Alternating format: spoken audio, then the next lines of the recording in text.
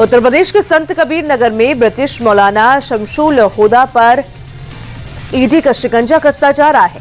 बुधवार को ईडी ने मौलाना के 4 ठिकानों पर छापेमारी की। ईडी के रेड में खुलासा हुआ कि मौलाना यूके की नागरिकता लेने के बाद भी वेतन और पेंशन लेता रहा। इसके साथ 5 करोड़ का लेन देन और 20 करोड़ की संपत्ति का खुलासा भी हुआ है। मौलाना शमशुल पर गंभीर वित्तीय अनियमितताओं और धोखाधड़ी के भी आरोप लगे हैं। फिलहाल ईडी ने 3 एफआईआर दर्ज की है।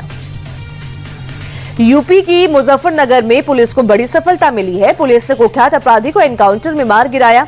अमजद पर 50,000 का इनाम घोषित था। उस पर हत्या, लूट और चोरी समेत 40 केस दर्ज थे। मुठभेड़ के दौरान दारोगा और सिपाही भी घायल हुए हैं, जिनको अस्पताल में भर्ती कराया गया। फिलहाल दोनों खतरे से बाहर है। बदमाश के पास से एक पिस्टल भी बरामद हुई। अमजद की यूपी के अलावा दिल्ली, हरियाणा, राजस्थान और उत्तराखंड पुलिस को भी तलाश थी। पूर्व army chief general Manoj Mukund Naravane की किताब लीक को लेकर बड़ा खुलासा हुआ है। दिल्ली पुलिस के सूत्रों के मुताबिक शुरुआती जांच में पता चला है कि किताब को प्लानिंग करके कोऑर्डिनेट तरीके से लीक किया गया। इसके लिए मिनिस्ट्री ऑफ डिफेंस की क्लियरेंस को भी बाईपास किया गया। किताब का circulation America, Canada, Australia, Germany जैसे देशों में किया गया। इन देशों में ये किताब सबसे पहले ऑनलाइन बिकना शुरू हुई और इसीलिए जांच का दायरा इन देशों तक बढ़ा दिया गया है। सीएम योगी ने आने वाले पर्व त्योहारों की तैयारी को लेकर आला अधिकारियों के साथ समीक्षा बैठक की। सीएम योगी ने पर्व के रंग में भंग डालने वालों के खिलाफ सख्ती से पेश आने और पुलिस बल को अलर्ट रहने के निर्देश दिए हैं। सीएम योगी ने धर्म स्थलों के बाहर अनावश्यक आवास और गतिविधियों को लेकर लगातार जांच करने के आदेश भी दिए। साथ ही बोर्ड परीक्षाएं और जनगणना सहित आगामी आयोजनों के दौरान प्रशासन को पूरी तरह सतर्क रहने के भी निर्देश दिए हैं। संयुक्त किसान मोर्चा और देश की 10 प्रमुख केंद्रीय ट्रेड यूनियनों ने आज देशव्यापी हड़ताल का आह्वान किया है। भारत अमेरिका ट्रेड डील, केंद्र सरकार की आर्थिक नीतियों और नए श्रम कानूनों के विरोध में आज भारत बंद का आह्वान किया गया। बंद के समर्थन में कई बैंक यूनियनों के शामिल होने से देश भर में बैंकिंग सेवाओं पर असर पड़ने की आशंका है। वहीं कोलकाता, भुवनेश्वर, तिरुवनंतपुरम समेत कई शहरों में हड़ताल के समर्थन में सुबह से ही प्रदर्शन देखने को मिल रहा है। जम्मू कश्मीर में एलओसी के करीब पुंछ में बारूदी सुरंग विस्फोट में लड़का घायल हो गया। अधिकारियों ने बताया कि बुधवार को जम्मू कश्मीर के पुंछ जिले में एक नहर में जंग लगी लैंडमाइन के फटने से 16 साल का लड़का घायल हो गया। बताया जा रहा है कि बनपत गांव का रहने वाला बिलाल अहमद ट्रैक्टर में रेत लोड कर रहा था, तब ये धमाका हो गया। धमाके की आवाज सुनते ही आसपास के लोग तुरंत मौके पर पहुंचे और घायल को इलाज के लिए जिला अस्पताल पहुंचाया गया। भारतीय वायुसेना 27 फरवरी को जैसलमेर के पोखरण में अपनी ताकत का प्रदर्शन करेगी। पाकिस्तान बॉर्डर पर एयर टू ग्राउंड रेंज में एक्सरसाइज वायु शक्ति 26 का भव्य आयोजन किया गया। इस एक्सरसाइज में लोगों की मदद और आपदा प्रबंधन में एयरफोर्स की भूमिका की झलक भी देखने को मिलेगी। इस अभ्यास के दौरान Tejas, Rafale, Jaguar, Mirage 2000, Sukhoi 30, NKI जैसे सभी फाइटर और हेलीकॉप्टर अपनी गर्जना का प्रदर्शन करेंगे। महाराष्ट्र के सीएम फडणवीस ने छत्रपति संभाजी महाराज मुंबई कोस्टल रोड पर मेलोडी रोड का उद्घाटन किया। ये मेलोडी रोड अमरसंस गार्डन से ब्रिज कैंटी तक है और ये देश का पहला म्यूजिक मेलोडी रोड है। इसमें नरीमन पॉइंट से वल्ली की ओर जाने वाली लेन पर 500 मीटर के हिस्से में संगीत पट्टियां लगाई गई हैं।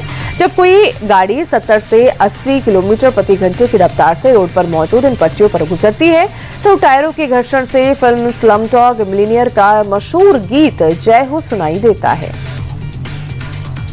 दिल्ली यूनिवर्सिटी के कॉलेजों में भजन का आयोजन किया जा रहा है। जिन कॉलेजों में कभी वेस्टर्न म्यूजिक पर छात्र थिरकते थे, आज वही छात्र राम नाम की धुन पर डांस कर रहे हैं।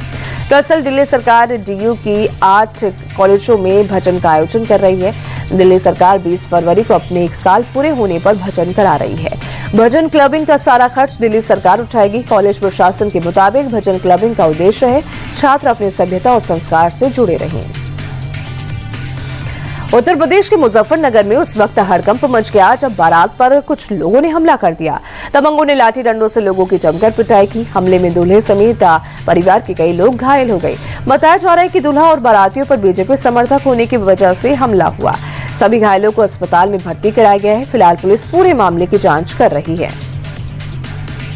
गाजियाबाद में 3 नाबालिग बहनों की सुसाइड मिस्ट्री में एक बड़ा खुलासा हुआ है। बताया जा रहा है कि पूरा घर चेतन की तीसरी पत्नी नाजनीन के कंट्रोल में था। नाजनीन तय करती थी बच्चियां क्या पढ़ेंगी, कहां पढ़ेंगी। जेठन नाजनीन की मुस्लिम पहचान छुपाता था और चीना बताकर दूसरों से मिलवाता था।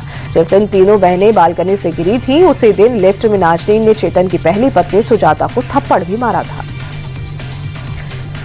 दिल्ली से सटे गाजियाबाद के एक होटल में चलाए जा रहे सेक्स रैकेट का पर्दाफाश हुआ है। पुलिस ने होटल में छापेमारी कर रैकेट में धकेली गई 11 लड़कियों को आजाद कराया है। गाजियाबाद पुलिस ने वैशाली इलाके के सरोवर पोर्टिको होटल में छापेमारी के बाद इस रैकेट को चलाने वाले होटल के मैनेजर समेत 3 आरोपियों को गिरफ्तार किया है।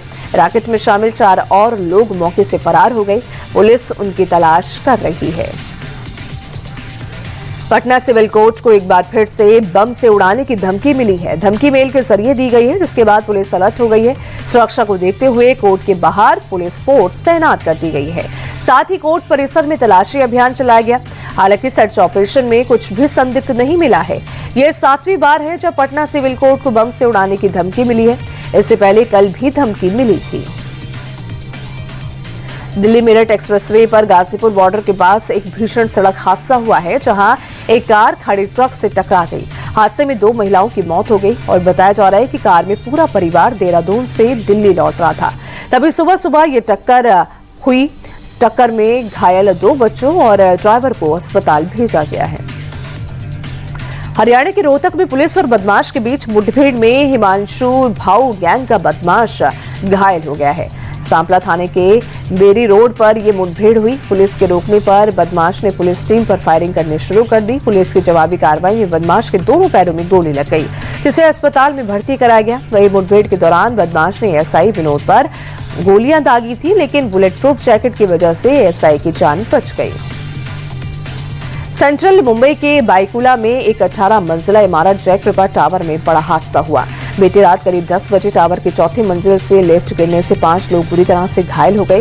फायर ब्रिगेड, पुलिस और बेस्ट की टीम ने घायलों को लिफ्ट से रेस्क्यू कर अस्पतालों में इलाज के लिए भेज दिया है। एक स्थानीय अधिकारी के मुताबिक एक केबल के टूटने की वजह से लिफ्ट के गिरने की आशंका है। फिलहाल हादसे की जांच की जा रही है। जयपुर में फूड सेफ्टी टीम ने एक फर्म के गोदाम से अमूल कंपनी का 30,000 किलो एक्सपायरी माल जब्त किया है, जिसकी कीमत करीब 6 करोड़ बताई जा रही है। फूड सेफ्टी टीम के मुताबिक 3000 कार्टन में अमूल ब्रांड के नूडल्स, केचप, मेयोनीज और एनर्जी ड्रिंक जैसे नॉन डेयरी प्रोडक्ट मिले हैं। इन प्रोडक्ट से मैन्युफैक्चरिंग और एक्सपायरी डेट को मिटाकर दोबारा नई डेट लगाकर बाजार में बेचने की तैयारी थी। फर्म के मालिक गगन आहूजा के मुताबिक उसने यूट्यूब से डेट बदलकर माल बेचने का तरीका सीखा था। बेंगलुरु में कार से टक्कर के बाद कार चालक से बहस करना रिक्शा चालक को भारी पड़ गया। कार रोकने के लिए जैसे ही रिक्शा चालक आगे खड़ा हो गया, कार ड्राइवर ने अचानक तेजी से कार को भगा दिया, जिससे रिक्शा चालक कार के बोनट पर लटक गया। रिक्शा चालक चिल्लाता रहा और कार ड्राइवर तेजी से कार भगाता रहा। सड़क के बीचों बीच तेजी से कार चला रहे शख्स को जरा भी अंदाजा नहीं था कि उसकी हरकत से दूसरे लोगों की जान भी खतरे में पड़ गई है। फिलहाल पुलिस ने चालक को हिरासत में लेकर पूछताछ करनी शुरू कर दी है। पुलिस ने कार को भी जब्त कर लिया है। बेंगलुरु एयरपोर्ट पर कस्टम विभाग ने बड़ी कार्रवाई की है। अधिकारियों ने 1.7 किलो चरस के साथ एक शख्स को गिरफ्तार किया है, जिसकी कीमत 4,25,000 रुपए बताई जा रही है।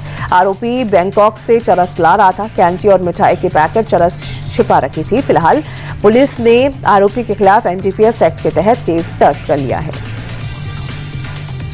हरिद्वार के रुड़की में गंग नहर की लहरों में बहने से आईआईटी छात्र की मौत हो गई। चंद सेकंड की लापरवाही की वजह से छात्र का पैर फिसला और वो गंग नहर की तेज लहरों में बह गया। बुधवार को दोपहर में आईआईटी रुड़की में एमबीए की पढ़ाई कर रहा आशीष शुक्ला अपने दोस्तों के साथ सोलानी पार्क पहुंचा था। बहाव इतना तेज था कि आशीष को संभलने का मौका तक नहीं मिला। गोताखोरों की मदद से नहर के कोने कोने को खंगाला गया, लेकिन घंटों बीत जाने के बाद भी आशीष का कुछ पता नहीं चला।